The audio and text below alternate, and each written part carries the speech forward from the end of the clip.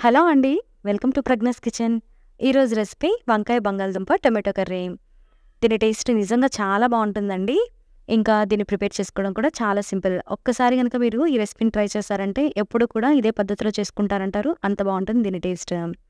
ఇంకా లేట్ చేయకుండా వీడియోలోకి వెళ్ళిపోదామండి. దానికంటే ముందుగా మీరు గనక నా ఛానల్‌ని ఫస్ట్ టైం చూస్తున్నట్లయితే ప్లీజ్ నా ఛానల్‌ని సబ్స్క్రైబ్ చేసుకొని పక్కనే ఉన్న బెల్ ఐకాన్‌ని క్లిక్ చేసేయండి. ఇప్పుడు స్టవ్ మీద ఒక పాన్ పెట్టుకొని 2 టేబుల్ స్పూన్ల ఆయిల్ వేసుకోవాలి. ఆయిల్ హీట్ అయిన తర్వాత 1/2 టీ స్పూన్ ఆవాలు, 1 టీ స్పూన్ పచ్చిశనగపప్పు, 1/2 టీ స్పూన్ జీలకర్రను కూడా వేసుకొని ఒకసారి గరిటెతో బాగా కలుపుకోవాలి. తాలింపు బాగా ఫ్రై అయిన తర్వాత ఇందులోకి ఒక రెమ్మ కరివేపాకు, అలాగే ఒక పెద్ద సైజు ఉల్లిపాయని చిన్ని ముక్కలుగా కట్ చేసుకొని వేసుకోవాలి. ఉల్లిపాయలు మరీ ఎక్కువగా వేగనవసరం లేదండి. 1 నిమిషం పాటు కలుపుకుంటే సరిపోతుంది. ఎందుకంటే బంగాళదుంపలతో కలిపి వేగేటప్పుడు మాడిపోతాయి ఉల్లిపాయ అనేది ఎక్కువసేపు వేపుకుంటే. చూసారు కదండి, ఈ విధంగా వేపితే సరిపోతుంది. ఇప్పుడు బంగాళదుంప సైజ్ అనేది ఇలాగా 1 ఇంచుగా పెద్ద ముక్కలుగా వేసుకోవాలి. ఇక్కడ నేను 1/2 కిలో బంగాళదుంపల్ని ఈ విధంగా కట్ చేసుకొని వేసుకుంటున్నానండి. ఇలా పెద్ద ముక్కలుగా వేసుకోవడం వల్ల మీకు కూరలో మెల్ట్ అవ్వకుండా ఉంటుంది. అలాగే ఇక్కడ నేను కొద్దిగా సాల్ట్ వేసుకుంటున్నానండి. ఇలాగ సాల్ట్ వేసుకోవడం వల్ల మీకు బంగాళదుంప అనేది తీపి రాకుండా ముక్క రుచిగా ఉంటుంది. అలాగే త్వరగా మగ్గిపోతుంది. ఇప్పుడు లిడ్ పెట్టుకొని ఒక 5 నిమిషాల పాటు సిమ్‌లోనే పెట్టుకున్నారంటే గనక మీకు బంగాళదుంప అనేది త్వరగా మగ్గిపోతుంది. చూసారు కదండి, మనకి ఉల్లిపాయ మాడిపోలేదు, చక్కగా వేగింది.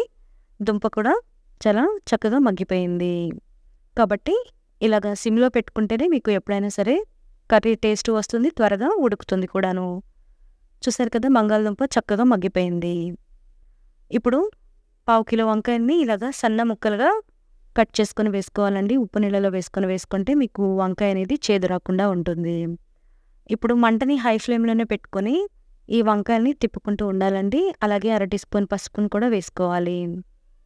ఈ వంకాయ ముక్కలనేవి మనకి మెత్తగా మగ్గేంత వరకు ఈ విధంగా తిప్పుకుంటూ ఉండాలి. ఈ వంకాయలు మగ్గడానికి 5-10 నిమిషాలు టైం పడుతుందండి. ఇలాగ హై ఫ్లేమ్‌లోనే చేసుకోవడం వల్ల త్వరగా మగ్గిపోతుంది. లిడ్ పెట్టుకున్నారంటే గనక బంగాళదుంప అనేది మరీ మెత్తగా అయిపోతుంది, కూరలో కలిసిపోతుంది. కాబట్టి హై ఫ్లేమ్‌లో పెట్టుకొని వేపుకుంటే ఒక 5-10 నిమిషాల్లో మగ్గిపోతుంది. అలాగే ఇందులోకి నేను పెద్ద సైజు టమాటోలని 4 తీసుకున్నానండి.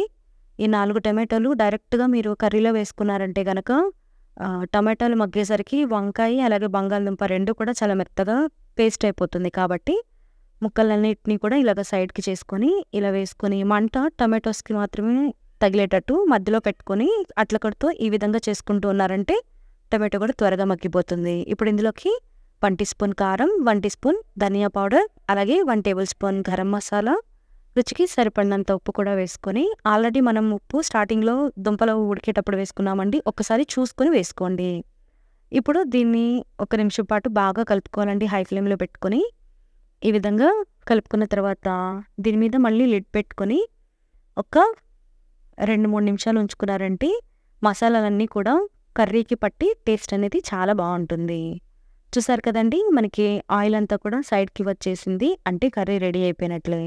ఇప్పుడు ఇందులోకి 1/2 కప్పు కొత్తిమీరను వేసుకొని బాగా కలుపుకున్నారంటే గనక ఎంతో రుచిగా ఉండే వంకాయ బంగాళదుంప టొమాటో కర్రీ రెడీ అయిపోయినట్లే. మరి చూసారు కదండి ఈ రెసిపీ. ఈ వీడియో గనక మీకు నచ్చినట్లయితే ప్లీజ్ నా ఛానల్‌ని సబ్స్క్రైబ్ చేసుకొని పక్కనే ఉన్న బెల్ ఐకాన్‌ని క్లిక్ చేసేయండి. అలాగే ఒక్క లైక్ చేసి షేర్ చేయండి.